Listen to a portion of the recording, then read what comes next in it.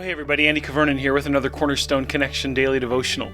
You ever been reading through the Old Testament and you're reading the stories and the narrative and you're wondering, how does this apply to me? You know, it's easier perhaps to read a book like Colossians or Philippians where Paul is very clear on his instructions to the church and to say, okay, I can apply that in my current context. When we read Old Testament narrative, often what we're looking for is prescription, but actually what we find is description. We find a description of how God's people interact together and with God, and we can learn a ton from it. And in fact, the Old Testament, just like the New, is also verbally in...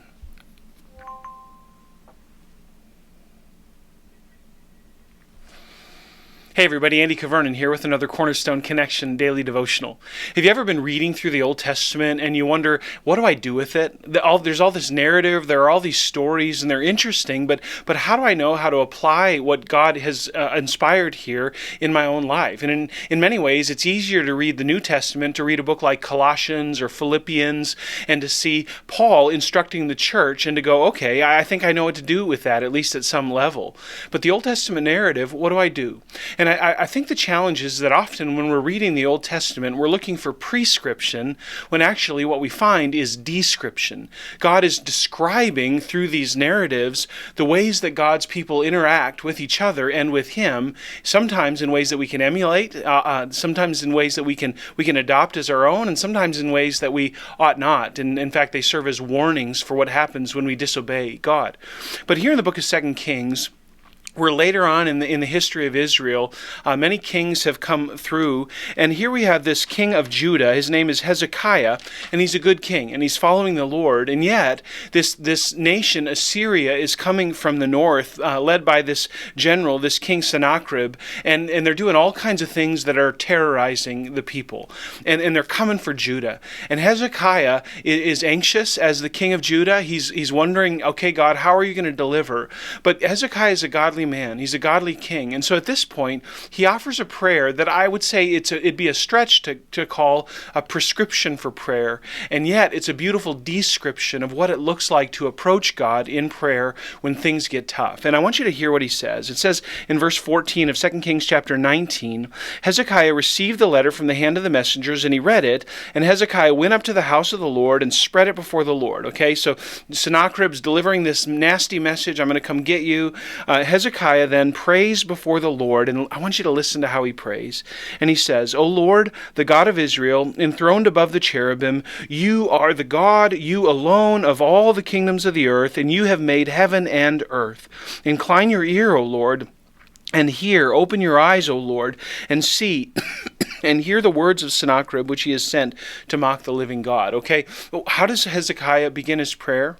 Friends, he ascribes to God that which is due his name. He ascribes to God the glory and the beauty and the reality of who he is. He says, O Lord, the God of Israel, enthroned above the cherubim, you are the God, you alone of all the kingdoms of the earth. You've made heaven and earth. He ascribes to the Lord that which is true about him. Friends, that's a great way to approach God in prayer, to begin with worship, to ascribe to God that which is true. It orients our minds and our hearts around who he is and what he's capable of. Now, notice what he does next. He says, Incline your ear, verse 16, O Lord, open your eyes and see and hear the words of Sennacherib, which he has sent to mock the living God. Okay, there's something going on here. He's appealing to God based not on Sennacherib's advance against Judah, but against God himself. Again, he says, Truly, O Lord, the kings of Assyria have laid waste the nations and their lands and have cast their gods into the fire, for they were not gods, but the work of men's hands, wood and stone. Therefore they were destroyed. What's Hezekiah doing here? After ascribing to God the glory that was due him, he appeals to God based on God's standard of righteousness. The king of Assyria is not offending the nations only around him. He's offending God because he's raising up himself as a god, and he's casting other gods into fire, and he's advancing himself as the king or the god of the land in so many ways. And so he's appealing to God's sense of righteousness, God's standard of righteousness. And then this, verse 19, it says, So now, O Lord our God, save us, please, from his hand, that all the kingdoms of the earth may know that you, O Lord, are God alone. What does he do at the end? Then he puts in his ask. He asks God, hey God, based on who you are and based on your standard of righteousness, would you move on our behalf? Would you move on your behalf? Would you exercise your glory? Would you save us now from Sennacherib, from the hand of the Assyrians? That all the king, and again, he goes back to where he started, ascribing to God. He says that all the kingdoms of the earth may know that you, O Lord, are God alone. Friends, Hezekiah offers a great description for how to approach God in prayer. And I challenge you today, as you're praying to God, as you're approaching God, ascribe to Him that which is due Him. Look for the ways that God has revealed Himself and give Him glory. Recognize who He is, ascribe, and then appeal.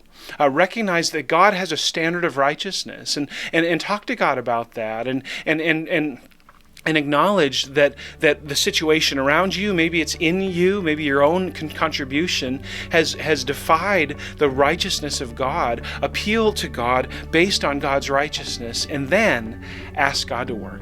And friends, as you do, I'm convinced God delights in responding. You'll see here in 2 Kings 19, God delivers the people of Israel. He'll deliver you as well. God bless you. Have a great day. And Lord willing, we'll see you again soon on the Cornerstone Connection Daily Devotional.